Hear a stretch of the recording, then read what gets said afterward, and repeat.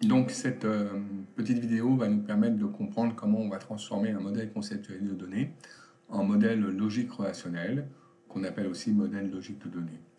Et encore une fois, c'est une étape préalable à l'implantation dans un deuxième temps du modèle logique relationnel dans une base de données physique, c'est-à-dire une base de données comme Access. Donc pour expliquer la transformation d'un MCD en modèle logique relationnel, eh bien, le mieux c'est de partir d'un MCD. Donc là, j'ai pris un exemple que l'on va commenter rapidement ensemble. On a trois entités. On a l'entité client ici, on a l'entité facture, et puis on a l'entité produit.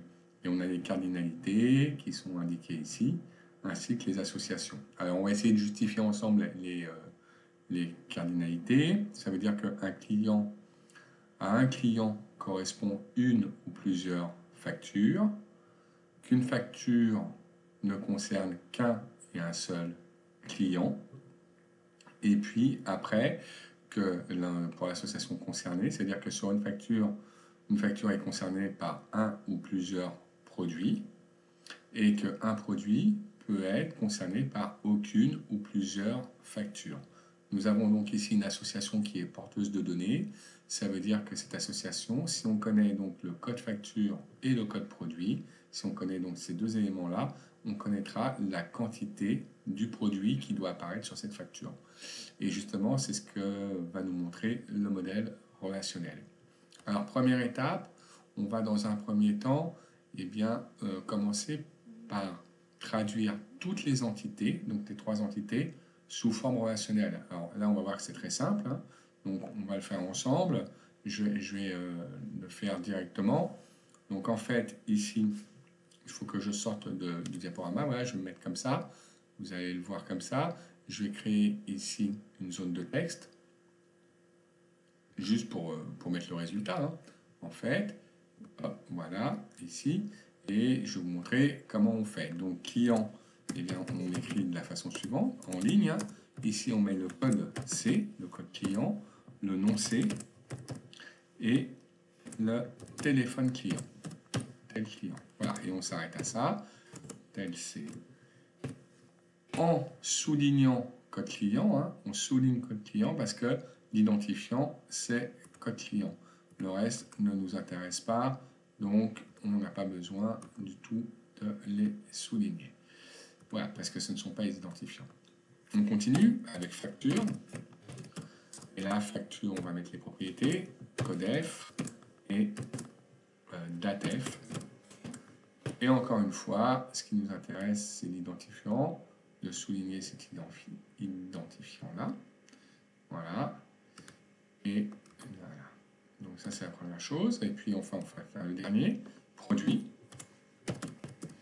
Avec ici, donc code P pour le code produit, nom P pour le nom du produit et prix P pour le prix du produit. Voilà. L'identifiant étant donc encore une fois souligné, il s'agit du code produit. Voilà, ça c'est donc la première chose. J'enlève juste les petits rouges ici, parce que sinon ça va me perturber, hein. Voilà, comme ça. Voilà, donc ça c'est le modèle relationnel des trois entités. Mais vous voyez que on parle de modèle relationnel, donc l'objectif c'est que les relations, parce que ça, client, facture, produit, quand c'est noté comme ça en ligne, ça s'appelle des relations, ou des tables, hein. Eh bien il faut que ça soit relié les unes aux autres. Et vous voyez que là c'est pas relié parce qu'il n'y a pas de champ commun entre eux. Alors on va regarder un petit peu le champ qui peut être commun. Et bien vous voyez qu'un client peut être, on peut lui affecter une ou plusieurs factures. Donc si on connaît le code client, on ne peut pas connaître obligatoirement une seule facture, puisqu'un client peut être concerné par plusieurs factures. Donc on ne va pas mettre le code facture ici. Je vais vous le mettre, mais on va l'enlever après, le codef, parce que ça c'est faux. Pourquoi? Parce que pour un code client, il peut y avoir plusieurs factures. Donc on ne peut pas l'indiquer dans la relation client. Par contre, pour une facture, il n'y a qu'un et un seul client. Et donc on est bien dans une notion de dépendance fonctionnelle.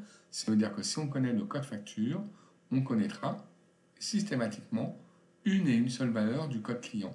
Donc là, on peut mettre le code client ici. Et dans ces cas-là, vous voyez que maintenant, on a un lien commun entre les deux.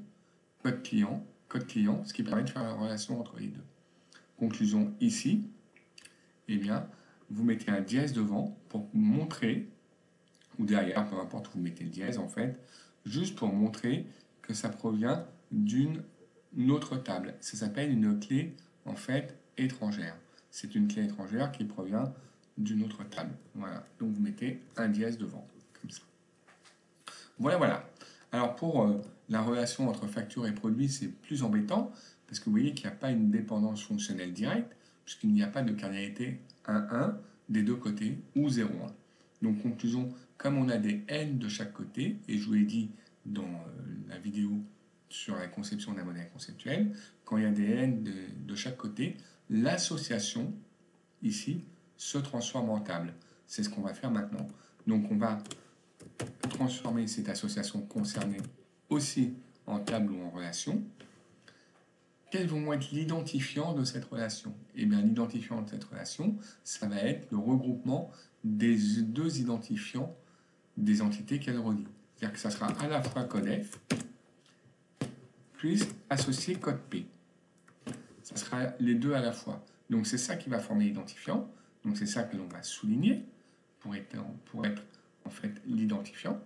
Voilà, on va souligner. Mais comme ils proviennent d'autres entités, ce sont aussi des clés étrangères. Donc on va les souligner pour montrer que c'est l'identifiant, mais on va aussi leur mettre des dièses pour montrer qu'ils proviennent de clés donc étrangères. De cette façon-là. Voilà. Après, par contre, alors des fois, l'association, il n'y a pas de propriété en dessous, donc il n'y a pas de propriété à indiquer. Ici, si on connaît le code facture et le code produit, ça permet de connaître la quantité. Donc ici, on n'oublie pas de rajouter la propriété qui découle de cette association, qui s'appelle quantité.